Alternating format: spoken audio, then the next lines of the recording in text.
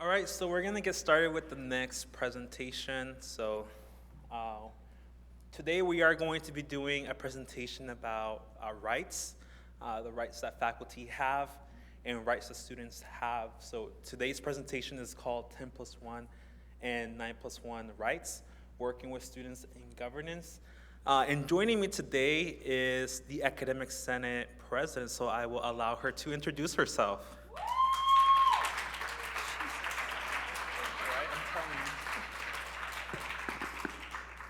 Thank you for making me even more deaf than I already am at my senior level. Good afternoon, everyone. My name is Dolores Davison. I'm the president of the Academic Senate for California Community Colleges. I have been a faculty member in our system for 28 years and have been on this board for 12 years, and I will be serving for 8 months and 3 days more.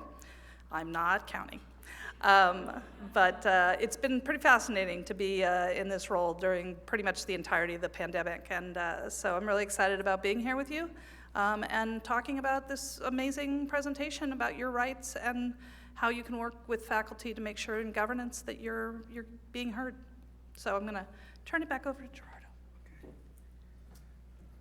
Also, fun fact, she's a historian, and I'm a history major, so we have history majors on this stage. Okay, so we're going to get started with our presentation. Oh, that's us. We know we already gave you our introduction, so we won't do it again. All right. Breakout description. Let's see. Okay, so like I mentioned in the beginning, faculty and students have rights. Kind of like the Bill of Rights that we have in the Constitution, right? So like 1 to 10. In California Code of Regulations, Title 5, we have specific rights and responsibilities within the governing process of our college. So the 10+1 rights go to the Academic Senate, and the 9+1 rights goes to our student body associations, which is us, the student leaders. And it's how can we have an effective participation whenever decisions are made. And we have, today we're gonna have the perspective from student and also faculty. So please stay tuned. And then we are going to be creating opportunities to learn from each other and how can faculty and students work together to make our campuses better. The common goal that we have as student leaders and faculty is how can we make our campuses better for our students, right? That is the goal that we have. So today we are going to be speaking more on those rights. Why is it important to work together? Guided Pathways asks us to design with the student in mind, and actually designing with student in mind is one of the core values that we have on the state level from the Chancellor's Vision for Success. So designing with the student in mind is keeping in consideration what is best for the student. When we're creating new courses, when we're revising courses, curriculum, is how is it going to be better for students? So that's something that we have to keep in mind as leaders. And also let's not work on behalf of students, but in partnership with students. Did you want to elaborate on that? Sure. A lot of times, and again, I've been doing this for a really long time, there's a tendency to be very paternalistic or maternalistic, like we know what's best for our students. And in reality, in our disciplines, that's probably true in a lot of ways, that we do know, like, what you need to be able to transfer as a history major. I know that, and most students probably don't, and so we want to make sure that that happens. But working in partnership is a lot stronger and a lot better for everyone than working as we're going to do this for you and tell you what you're going to do. And the other ones on here, and this slide was kind of a little more faculty-oriented, but I want to point out, we both have common goals, obviously. Everybody wants students to succeed. No faculty member gets into education to make money. That doesn't happen. You get into it because you love it most of the time. My father taught 6th and 7th grade math for 40 years. I grew up in a family of educators. All I wanted to do when I was a kid was play school. And so it's really not a surprise. I had a turtle I dragged around with books on it. Not a real turtle. Well, let me make that clear. Stuffed turtle. But one of the most powerful tools that students have is that it's very difficult for administrators to say no if they team up with the faculty. It's easy for them to say no to the faculty. We get that all the time. And it's easy-ish for them to say no to you. But if the faculty and the students come to the administration and say, for example, we need an ethnic studies program, that makes a difference. If it's just the faculty or it's just the students, it doesn't in the same way. Obviously, we want equity, we want inclusion, we want diversity, we want anti-racism on our campuses. We are hopefully all abolitionists to do everything we can to get rid of racism on our campuses, but faculty can't do it without the students and vice versa. And we do have shared purview that's established by Title V that we'll talk about. We've got a slide a little later of the 10+1 and the 9+1 next to each other highlighted, so you can see where the areas of overlap are. So, going back to what Dolores was saying is, think about it like a team, right? So faculty is teaching. We're receiving, as students, we're receiving the education from faculty. And we're the ones who are receiving it. So it's important to learn and hear from the people who are teaching and the people who are being taught. So that is the importance of the rights that we have. So what is the role of student government? So student government is great. We are able to create a fun atmosphere on campus, right? We have Club Rush, we have clubs that we're working with, we're creating events, we're giving out free food, whatever it is that your student government is doing. But oftentimes we forget that advocacy component. Student government is not just there to give out free food. Free food is great, free is great, but the point of student government is so that students have effective representation. Think about it like a union. Student government is the union for students on that campus. So the student government is the primary representative of the student body population. So it is the role of student government to know what is going on campus. What are the concerns of your students? Also, the role of the student government is to advocate for positive change. And sometimes, in high school, you probably are taught that, the teacher knows it all. But guess what? This is college now. And the real advantage that we have is that, we are treated like adults. Maybe your experiences are different from what I just said. But as students, we have rights. And we have those rights in order to advocate for positive change through the interactions that you have with your students.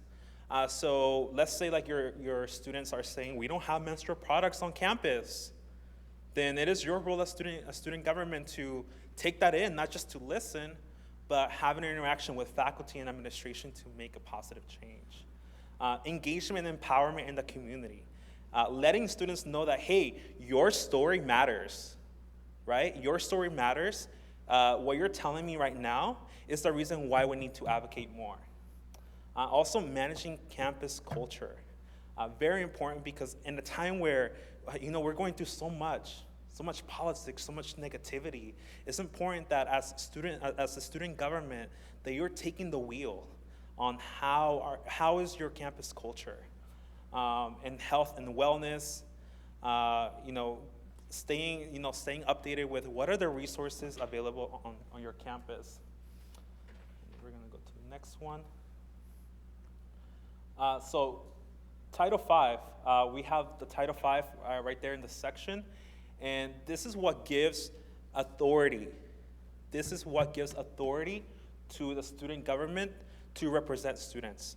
So this is what makes you different from a club, actually, because a club can advocate on behalf of students, but the difference between the club and a student government is that it is through code of regulations that you, as a student government, you have the right to advocate, and it gives you authority to be the representative of your students.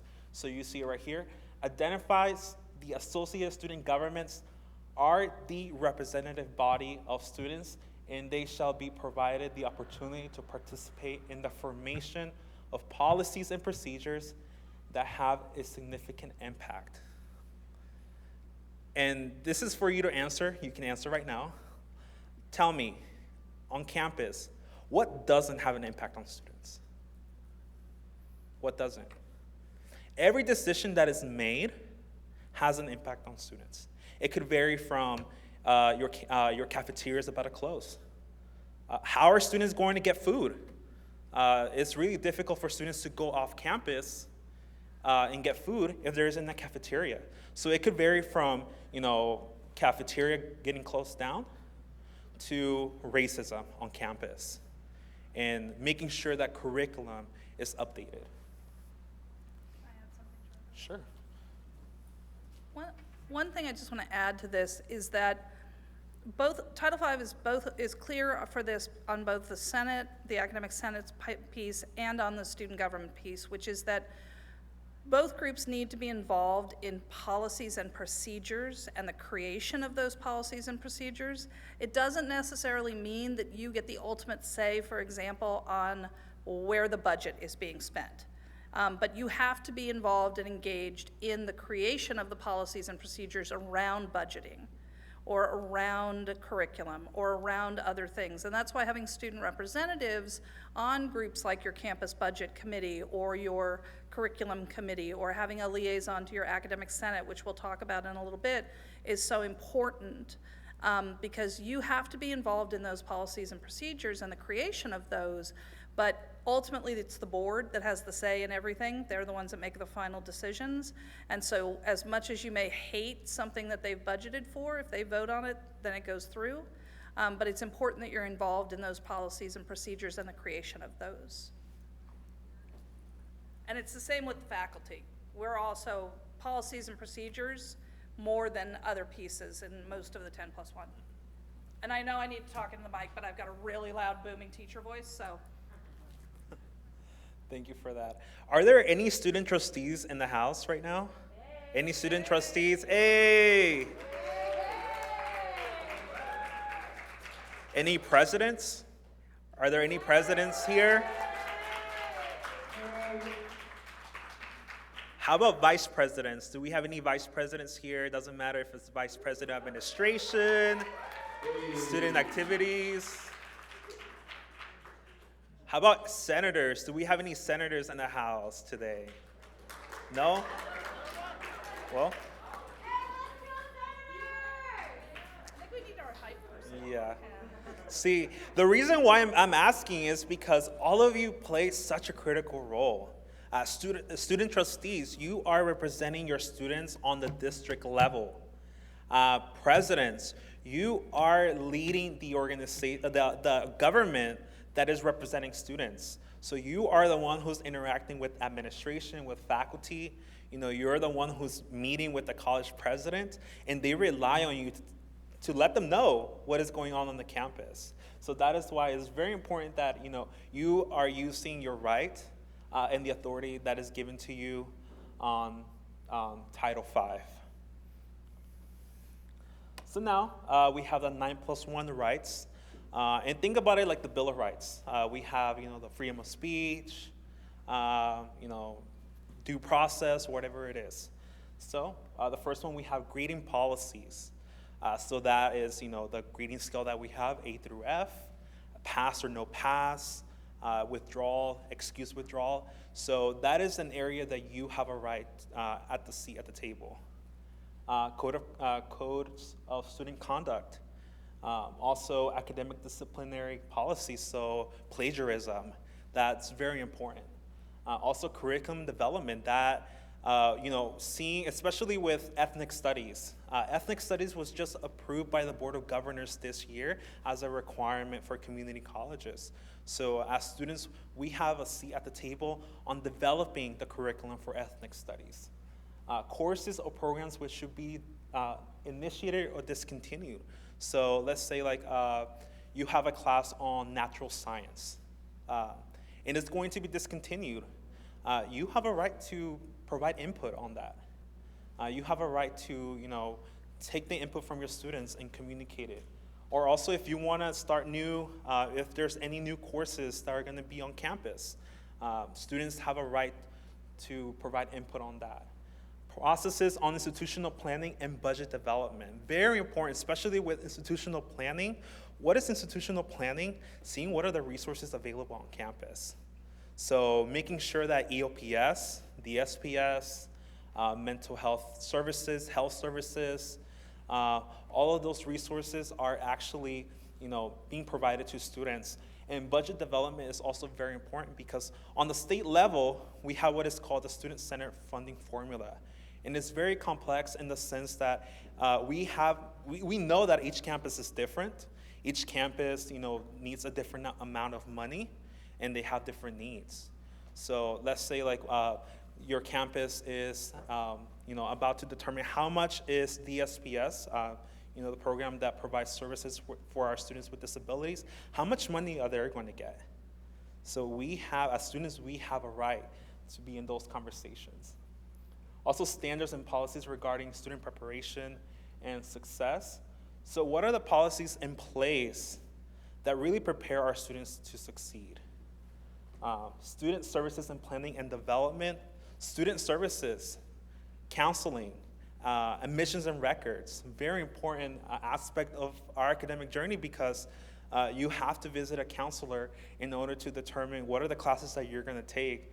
You're a history major, English major, STEM. What are the classes that you're going to have to take in order to transfer?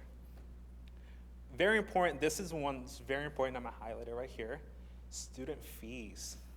So that is what funds your student government.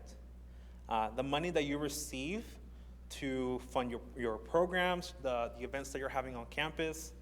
The authority of district to adopt. So if there's any fees that are going to increase, you have a right to speak on that. If there's going to be an additional fee, you have a right to speak on that. And I'm going to give you an example. In my district, in the beginning of the pandemic, one of the things that we were hearing is the parking permits, are they going to be reimbursed? As students, we have a right to advocate on that because financially speaking, who's going to pay? Who pays those parking permits? Faculty too, but us as students, we pay for those parking permits as well. Now the last one is very important, and I'm going to highlight this part. So any other district and college policy, procedure, or related matter that the district governing board determines will have a significant effect on students. So anything that will have a significant impact on our students, whether it's the success of our students, whether it is the resources that we have available, we have a right to be there. So these are the rights that we have as students, not just student-body governments, but you as a student. And oftentimes, very sadly, we ignore them. We don't take them for, we don't take advantage of it. We take it for granted. And sometimes, we see shared governance committees without student representation. And it's very unfortunate because who is advocating for students in that room? Sure, everyone in that room has, the best interest for our students. But who is the best advocate for students? Who?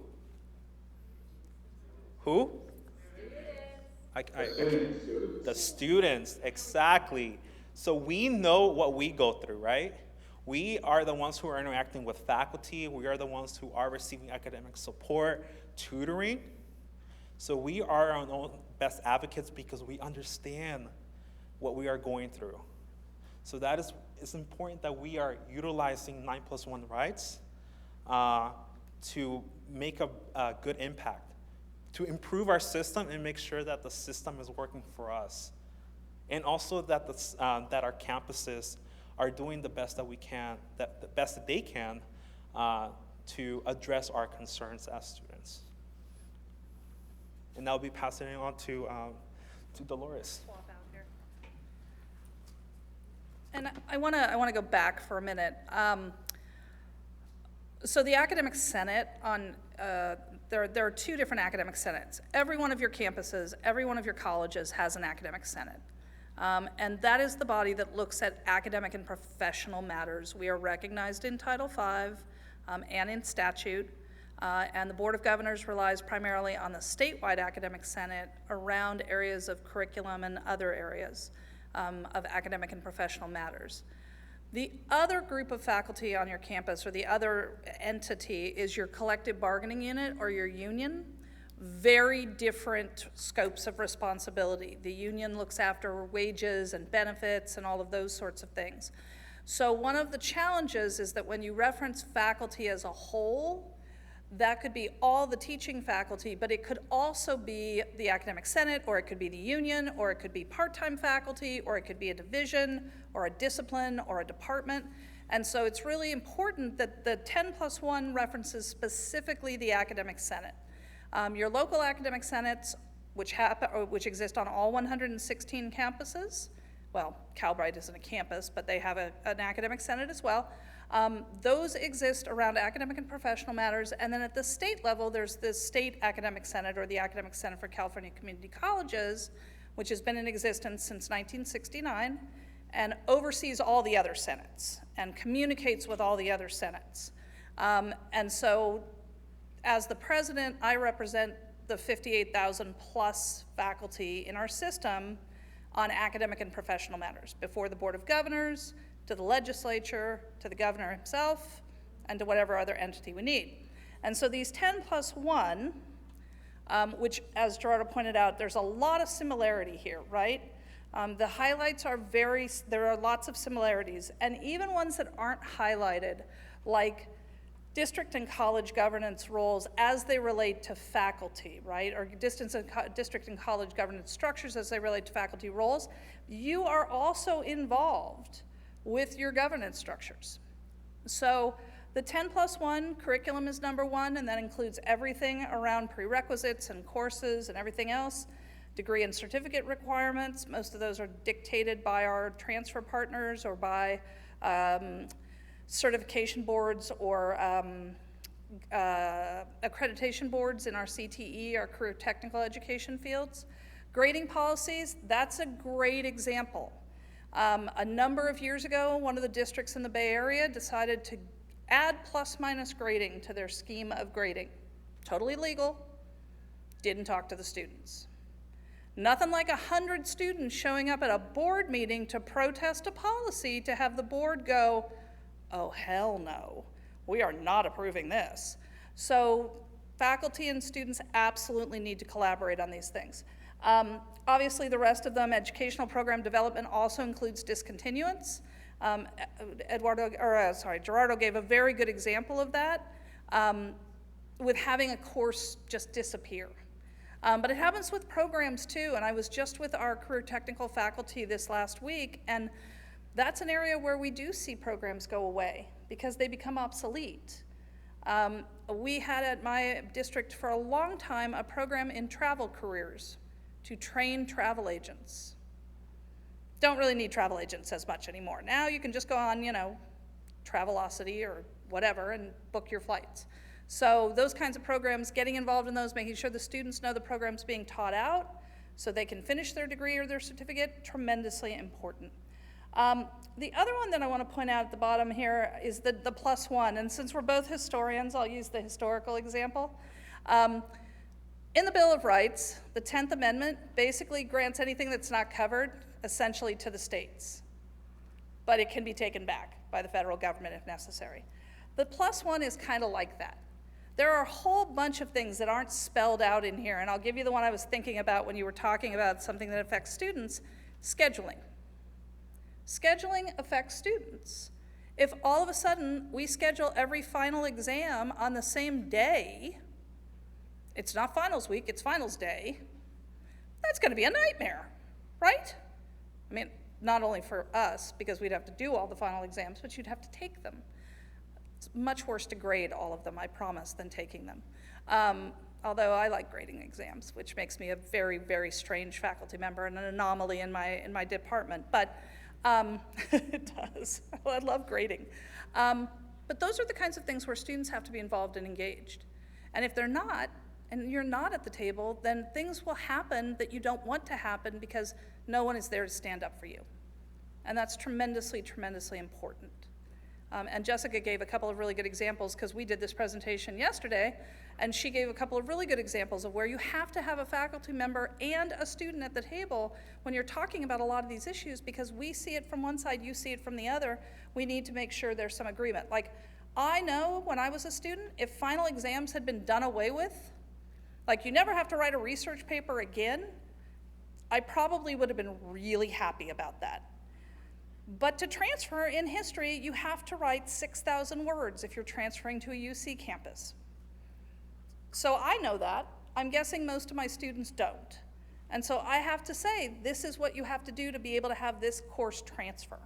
And we want to make sure you don't get hurt and end up having a course not articulate. So we have to have those conversations with both sides and involving both. Thank you for that, and I didn't know I had to write 6,000 words. Makes me reconsider my major. No, I'm just kidding. Don't do that. We need historians. But you know, it's really important to understand, you know, what really goes into each item. So imagine, you know, your student fees. Let's say like right now you're paying $15 for your student fees, and then what out of nowhere it's $40. You know, you know, paying $40 for us students is a lot, right? Especially if you're working, you know, minimum wage, part-time. For $40 is a lot. Or sometimes you don't have, you know, income flowing in, and $40 is a lot. So imagine the outrage you would feel if that were to happen. So that is why we need to make sure that as student leaders, as student governments, that we are participating in this. So the shared areas of purview, I think you already covered this, right? Pretty much, yeah. I think we've covered most of that. Okay. But just summarizing it. Did you want to take this one? Yeah.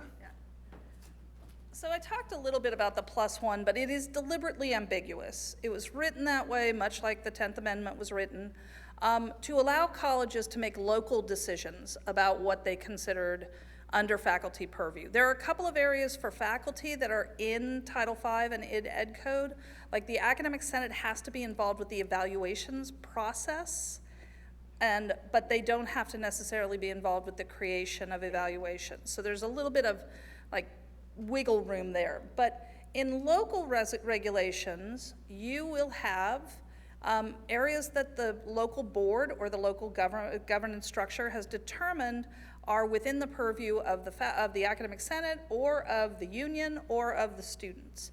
A lot of these are squishy. And if you go district to district, you'll see different examples. I did a presentation a couple of years ago on Senate and union relations, which, much like having the faculty and the students be together, tremendously important that the faculty are all together in terms of the Academic Senate and the unions agreeing. If we're separated, it makes it easy to divide and to have the administration come in and do things we don't want them to do. And my counterpart, Wendy Brill-Weinkoop, who is the president of FACC, and I came up with our list of what was a +1 in my district versus what was a +1 in her district. And they were totally different lists. That our faculty union and our faculty senate had recognized, for example, that scheduling is an area that falls under the purview of both groups.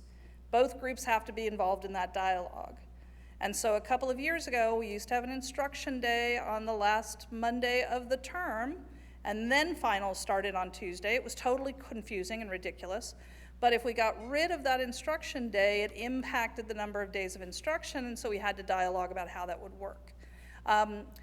When Juneteenth was officially recognized as a federal holiday, that meant that for many of us on quarters, there are 3 colleges on quarters, Foothill, De Anza, and South Lake Tahoe, that falls during our instruction of the regular year, potentially. And so we had to dialogue and figure out, how that was going to change. I don't know what that was, but I'm going to take that as a shout out. Yay, June 19th. Yay Juneteenth. There are roles of students and faculty beyond the 10 and 9. Hiring. The Chancellor's Office put out a legal opinion earlier this year that students are allowed to serve on hiring committees.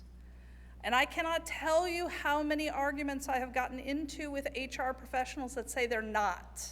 That's not true. There is nothing that legally keeps students from participating in hiring committees for faculty and for administrators and for classified professionals. Now, hiring committees are a tremendous amount of work. They take a lot of time. If you've served on one, you know this. Oh, yeah, it's months, and it's very time consuming, especially when you start looking at hiring a vice president or a chancellor or a president. That can take 6 months to get through everything. But the student voice is really important, and so it becomes a matter of, can you balance that, with your school? Because ultimately the first word in all of these things is student. Your student government, your student athlete, your student whatever, student is the first piece of that. Evaluations, there should absolutely be the opportunity to evaluate faculty and administrators, but we won't go down that road because I don't feel like having that fight today. It's Friday. I'm just looking forward to having an evening of a dinner and not having to argue about legislation for a while. But the evaluation piece is really important. And I know a lot of times students feel like they never get a chance to evaluate their faculty. That's because of the structure of the way we do evaluations. My district, my local senate, my local student senate, demanded that they be allowed to evaluate every faculty member every term. That's a tremendous workload. It's really, really difficult to do that. But looking at more regular evaluations, I'll be honest, I've been evaluated once in the last 5 years by students because I haven't been teaching, for one, because it's kind of hard to evaluate me on my jokes if you're not in my classroom. There should be a separate entry for me on that one because they're always bad. But there should be a process by which you can evaluate faculty and administrators that you work with. The equivalency piece is weird. We're not going to talk about that. That's around hiring. But facilities is crucial. What is happening with your facilities? A lot of campuses have been largely closed down for months. So I can tell you, I have not been on my campus since March 11th, 2020. I have no idea if there are squirrels in my office. I have no idea if there's still grass left on the campus, the green rolling kind, not the other one. I'm sure there's plenty of that. Oh, wow, marijuana joke worked. Okay, all right, I'm gonna remember that. All right. But facilities are tremendously important, and they're tremendously important to you. If the library isn't accessible, that's a problem. If you have someone who's in a wheelchair and can't get into the library, that's gonna have a major impact potentially on their success. So super, super, super important. The role of students and faculty in other areas that maybe aren't in the 10+1 and aren't in the purview of the 9+1 should be discussed locally. And I will give you this piece of advice that you may take or leave. My entire career, I have been told, no, you can't do that, it's in Title V, and it says you can't. And what I have learned to do is say, really show me the section of Title V. I'd like to see that citation. Because until you prove to me that it's not legal, it's legal as far as I'm concerned. And so when you are trying to advocate for something, if an administrator or a classified professional or even a faculty member says, no, you can't do that, show me where it says that. Show me that. Anybody here from Foothill De Anza? Okay, good, because you that way don't tell me that. Don't tell me to show you, but anybody else? No, just kidding. But really important that you're included in the discussion, you're included in the dialogue, and you're hopefully heard about the decision. Okay. One of the things that that we're seeing in our system that is very divisive and very political is none other than the vaccine mandates, right? Those vaccine mandates that everyone is getting a headache from. Not even gonna be on stage. Yeah. Yeah. So I'm not going to get into that. But one of the things that I do want to highlight is that, you could argue that vaccine mandates is going to have a significant impact on students, right? So, how is it going to be implemented? Are they just going to cut you out from classes and you're never going to be able to enroll until you get vaccinated? We've seen cases on different campuses that, you don't get vaccinated or you don't report your status, you get cut off out of nowhere and your classes get dropped. Imagine if you're an international student. What's going to happen then? Are you going to go back? So that is why as student leaders and student governments, we have to use these rights, especially for those students who really depend on our advocacy. So whether, you support vaccine mandates or not, keep in mind that, students have a right to be able to provide input. Student trustees, those decisions are going through your board. Those decisions are going through your board. So how are you, collecting the input of your students? Student body presidents, when your college president is asking you, how are students feeling safe? What are you going to tell them? So that is why it's so important that we have to keep in mind these rights because, we have the privilege to be able to be included in those spaces. And we have the authority to be in those spaces. Can I add something on that real quick? Sure. We're just going to do this dance back and forth. One thing I want to point out is that the CSU and the UC systems, their Board of Regents and their Board of Trustees have power over all of their campuses. They are a single university system with 23 or 10 campuses, depending on which one you're talking about. The California Community Colleges is more like a federation. The Board of Governors does not have the power or the right to demand vaccine mandates or mask mandates or anything like that. That's entirely your local Board of Trustees. And so especially for local trustees, those of you that are student trustees, if this hasn't come to your board, it's likely going to at some point. Or even if there isn't an attempt to do a vaccine mandate or something like that, it is entirely possible that during public comment, you will end up with a lot of people speaking out on this issue. That's happened at the Board of Governors meetings for the last 3 meetings, that there has been public comment, most of it anti-vaccine mandate, some of it pro. But it has been significant, and we have heard significant comments at the Board of Governors, which I attend every year or every 2 months. But just keep that in mind. And I will tell you, the faculty aren't thrilled either with any of it. We all just want it to go away so we don't have to wear masks because it's really hard and we don't, whatever. But not just you guys that are worried about safety and protocols, we are too. Yeah, and then there's so many people at stake with, everything going on. But so now that we talked about 9+1 rights, how does that tie in with the work that we're doing on the state level? Well, at the previous presentation, I talked about the mission that we have of the SSCCC. And it is through 9+1 rights that we're able to knock the door of the Chancellor's office and say, hey, ethnic study requirements, can we talk about that? We've been noticing that our campuses, are, implementing all ethnic studies from different races, but we don't see any Native American studies. Then that is where we're able to say, can we talk about that? And even though, Dolores said, yes, the Board of Governors and the Chancellor's office cannot mandate our colleges to do anything because each college, each district have, autonomy in that sense.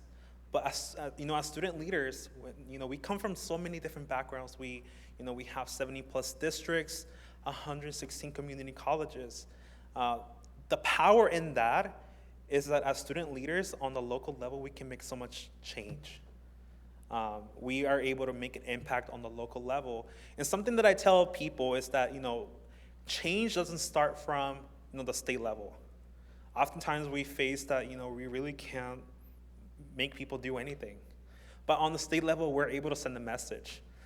Just like, a month ago, the board of directors for the Student Senate, we approved a stance on the vaccines because we were getting asked. Everyone is always looking at us for guidance. What is the Student Senate saying about this? And we approve a stance to mandate vaccines as long as there's flexibility for medical conditions and sincerely held beliefs.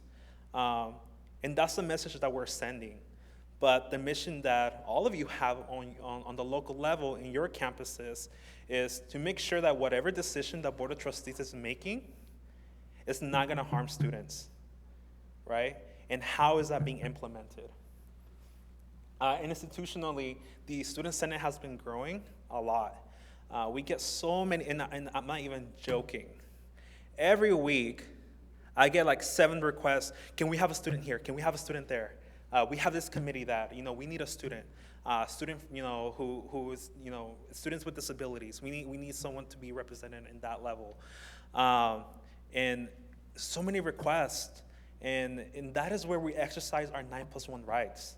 Because let's just say, if there are decisions being made in EOPS and there's not students involved, then as students, we're gonna face those consequences.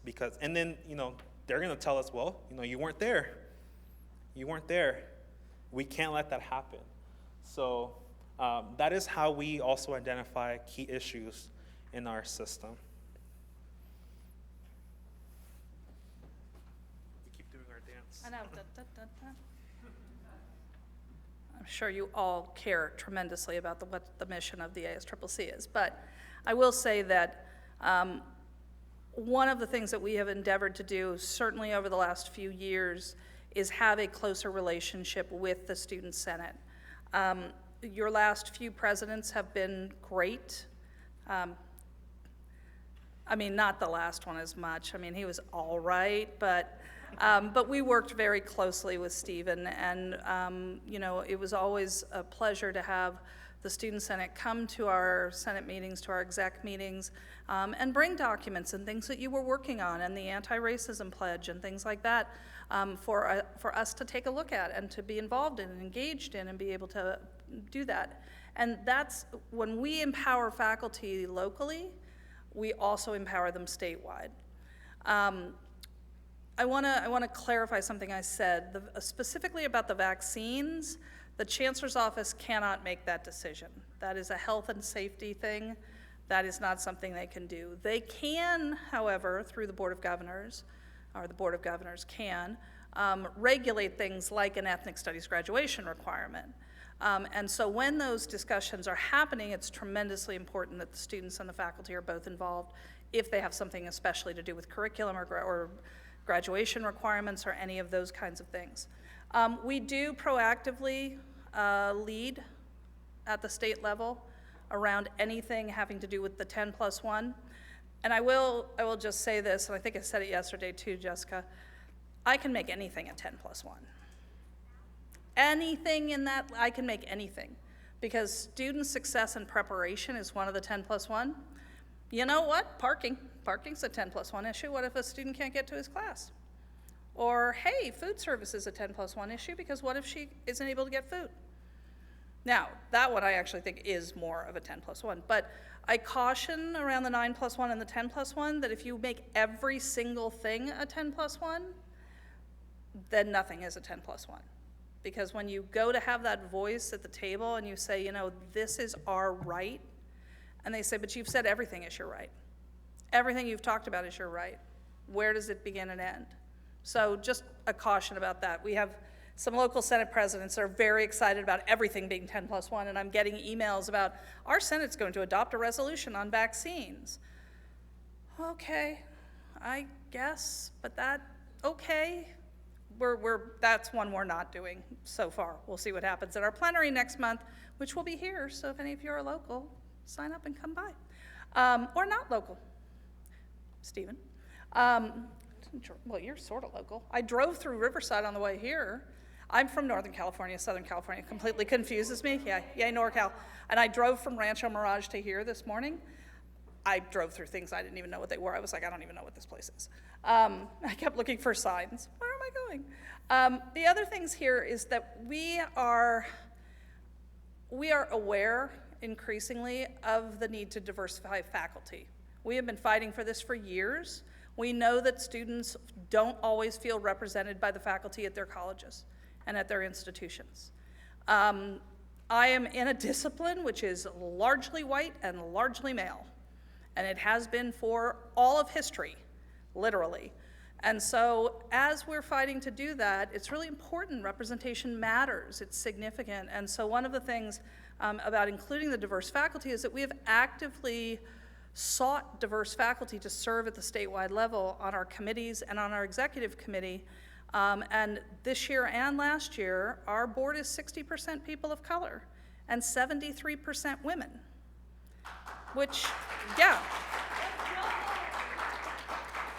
I have to admit, I'm really proud of the 60%, but I'm super proud of the 73% because all 5 of our officers are female for the first time in our 53-year history.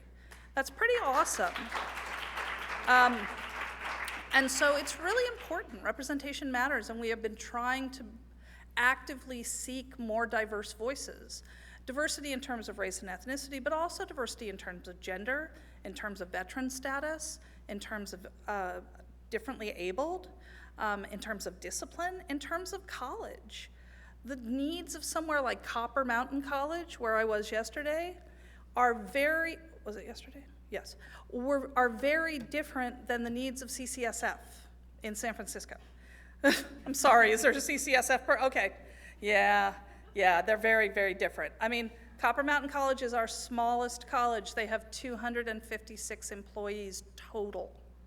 There are more than 200 ESL faculty at CCSF. That employees includes classified professionals, administrators, and faculty, both full and part-time. So when you think about the different colleges, you've got different needs. We want to make sure we hear from those populations. We also are very big on developing statewide leaders. I would have never ended up in this position if I hadn't been brought along to committees, invited to participate, invited to join committees. I was a local curriculum chair, and people were like, you need to come to the Curriculum Institute, and so I did. And I ended up in this position, which, trust me, no one ever saw me in, including myself. And then engaging our partners through collegial consultation. At this point, there is a statewide body called the Consultation Council. What are we up to, 21 members? Something around there, about 20 people. And that's the body meets every month and advises the chancellor, so the chancellor can advise the Board of Governors. There are only 2 groups that have 2 representatives, the Academic Senate and the Student Senate. And so we have significant voices in consultation to talk about all of these different areas that we need to partner with, and we need to make sure that the student voice is heard. And so having the Student Senate become more powerful, getting the student representation fee, being able to hire permanent staff, obviously you've got Dr. Adams, all of those, she was our executive director first, I'm just letting you know. But all of those things have professionalized this organization and made it stronger, and that cannot be anything but good. And you have been led by great people, you will continue to be led by great people, and it's important that in that collegial consultation process at the state level, your voices are heard and that they are supported by your faculty colleagues and others. And something that I do want to mention regarding Consultation Council is, guess what went through Consultation Council? Pass or no pass regulations and excuse withdrawals. So, that is where, as state level leaders, we are able to, advocate for all of our students. Consultation is a very, very powerful tool. And we have a seat at the table because we have 9+1 rights. Because we have, through Title V, the authority to, represent our students. And that is how your student government's also able to, have those conversations. If something's not working out on your campus, have those conversations. Sometimes we're intimidated by faculty, by administration. That's no secret. But guess what? They want to hear from you, and they need to hear from you. So how does Academic Senate and Student Senate work together? Yes, we're on the same stage, obviously, we're like, Like dancing. but from our end as Student Senate, we're able to provide reports to Academic Senate on what we're doing, and just provide an update on, hey, we're going to be advocating for this. We're looking at changing this code of regulations or this law or bill, whatever it is. But then also, Academic Senate does that for us too. And then we also, we have regular communication. So we are able to, work together on consultation council. And that is where we're able to, provide input from both ends, from the educator and the person who's being educated. Did you want to elaborate on this? I can. Yeah. Yeah, it's really great. Stephen was actually able to attend Stephen attended all of our meetings last year. They were all online until the last one. We did a hybrid, and he's very tall. You can't tell that on the Zoom. I was very blown away when I saw it. I'm like, why are you so tall? What happened here? Gerardo was able to attend our meeting just this last month, which was great, in Oakland, which was fabulous. We have also now designated a permanent liaison to the Student Senate. Thank you for requesting that, and we will have someone at all of your meetings. It will this year. Michelle Velasquez Bean is going to be the representative. She cannot make your meeting this month, I think. So we have somebody else coming, but you will always have someone, unless our board meetings hit each other and we can't spare somebody, but you will have someone from the Senate listening to you and reporting out on what we're doing that impacts you or could impact you or that we want your input and your help with. We will keep the report short because otherwise it would be really long, but we'll do that. We've been very supportive of the Student Senate's anti-racism student plan of action. Yep, we have been regularly communicating with your leadership about all manner of things, appointments to committees, involvement in legislation. Your student ledge chair, Jasmine, is a liaison to our Senate Committee on Legislation and Advocacy. We've had requests for students on a number of other committees, and we're filling those spots. So it's really important to have that student voice to let us hear from you in a way that we haven't always been able to hear in the past. And then we've been doing collaborative professional development opportunities like this one, but we also did some last year. One of the things that the Academic Senate has done for many years is what's called a collegiality in action visit. And it's always been the Community College League of California and the Senate, so administrators and faculty going together to talk to colleges about governance and those sorts of things. We had a conversation in June, and we think that we should start including students in that. You should be there too, because governance impacts you, and decisions that are made locally impact you more than, in some cases, anybody else. So why are we not including you in those conversations? It doesn't make any sense. So look for that change to hopefully come along. Boards of trustees and superintendent presidents are a little less willing to change on the fly, but we'll work on that. Faculty were like, yeah, and less so, but we'll work on it. We'll work on it. What's the next one? Oh, yeah. So going back to this so-called anti-racism student plan of action, so this was in response of the killing of George Floyd last year. The Student Senate decided to, take action, not just, create another document, but also provide guidance to our system on how they can implement anti-racism practices in curriculum, campus culture, on just any practices, so like how faculty and students will interact, because we do see that power dynamic in that classroom. So we created what is called the Anti-Racism Plan of Action, and the task force actually held multiple webinars. And many students from all around the state came, and they spoke about the different experiences that they had regarding race, from students witnessing racism on campus, from students experiencing racism firsthand. And that is how we were able to collect all of that input and provide guidance to our faculty, administration, board of trustees. And this document really, this is what the students wanted. We're able to walk in and tell them hey, our students want this, right? We want cultural competency implemented and professional development for faculty. So that's how we advocate on that.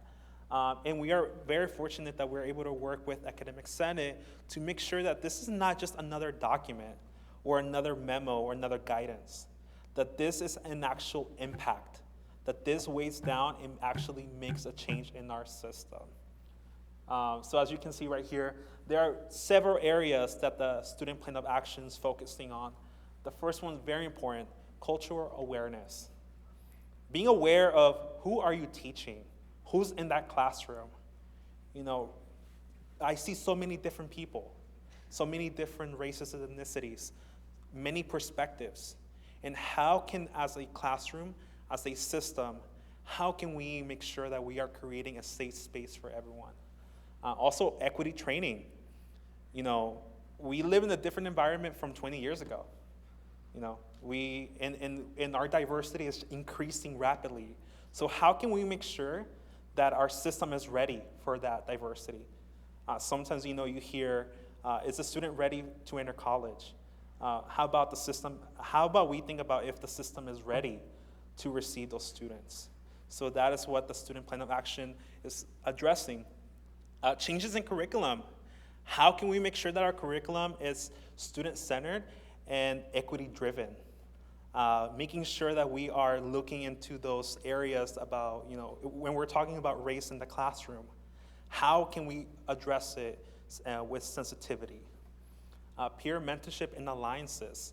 Very important because as, first-generation students are, that population is increasing.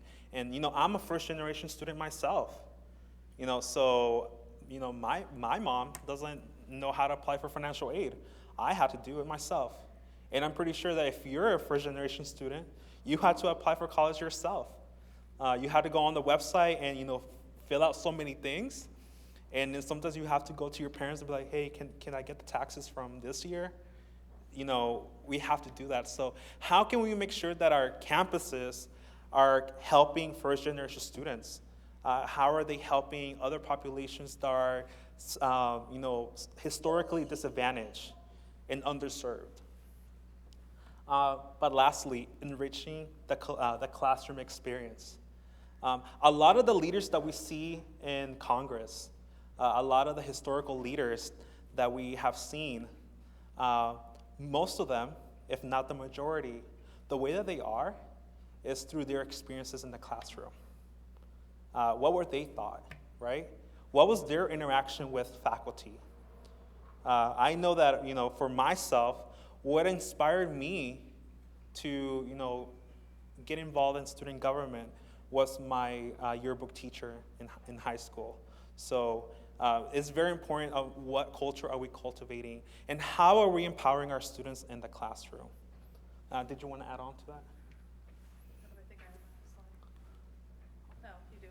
Oh. Well, you guys already know. Well, I just gave you the details on that. Yeah, that one's mine. So we have like 1 minute, so I'm going to talk really, really fast like I do in my classes. It's okay. It's okay. I really do talk fast in my classroom. So one of the things that the Academic Senate did this year, has done for the last 2 years, previously we used to set goals for the year. And when I became president in June of 2020, it's still weird to say that, goals are finite. Goals have a specific end. There's something you're doing with a goal. What we're looking at is transforming a system of higher education, and that does not have an end. We're never going to get to an end of doing transformation. It may not be the same transformation, but it's ongoing. And so our areas of focus, we have 4 of them really this year: culturally responsive curriculum, student services, and student support, including decolonization of curriculum and infusion of greater diversity into curriculum. Equity-driven systems and inclusion, diversity, equity, anti-racism, and abolitionism in our work, including in tenure evaluations and hiring. The third one is transfer, which has been quite a topic of conversation, especially in the last couple of months around the legislation that we know a lot of you have talked about. Transfer is a big deal. Transfer is essential. The majority of you want to transfer, I am guessing. And we need to make that path clearer. We need to make it easier. We need to make it so there is somewhere for you to go. Because we can build the most beautiful road there is and make the transfer pathway as smooth as possible, but if there is no one accepting our transfer students, then you're on a road to nowhere. And so we need to have our CSU and UC partners step up. And if they don't, we're going to do things to make them step up. I'm not going to make any promises. I'm just going to say we need to have greater capacity at the UC and the CSU. And then the hiring modules and tenure evaluations. We've been working a lot on this because hiring is how we get more diverse faculty, and if you're using the same old methods you've used for the last 25 years, you're going to end up with the same result. And so we were looking not only at hiring, but also at retention of faculty, because we can hire all the diverse faculty we want, and then if they leave the campus after a year or two, that doesn't help us. And we were talking about tenure evaluations in that sense, but one of the things that several of the faculty on the diversity, equity, and inclusion task force said was, campus culture isn't just faculty. It's classified professionals, it's administrators. They need to be evaluated as to whether or not diversity is important to them, whether they're being inclusive, whether they're being equitable. And so instead of just tenure evaluations, it's gone to be all evaluations. And the work group is working on that now, the implementation group, and we're expecting a report in March to the Board of Governors about where they have gone in that work. On our part, the Equal Opportunity, the EEO Advisory Committee at the Chancellor's Office is co-chaired by myself and Dr. Gonzalez, who is the acting chancellor. But this year we're bringing in Dr. Abdi Malakpool from San Diego, and he is going to come in and work with the Chancellor's Office and help co-chair with me so that we can completely redo the EEO advisories and the EEO hiring manual, so that we can really make a dent into this question of diversification of faculty. We want to be involved and engaged in that, and that needs to change. Because if you're only advertising in like one journal to get faculty, you're going to get the same people over and over again. That needs to change. So those are some of the things we're aligning with the Student Senate and with the anti-racism plan and with all of the things that you guys are doing as well.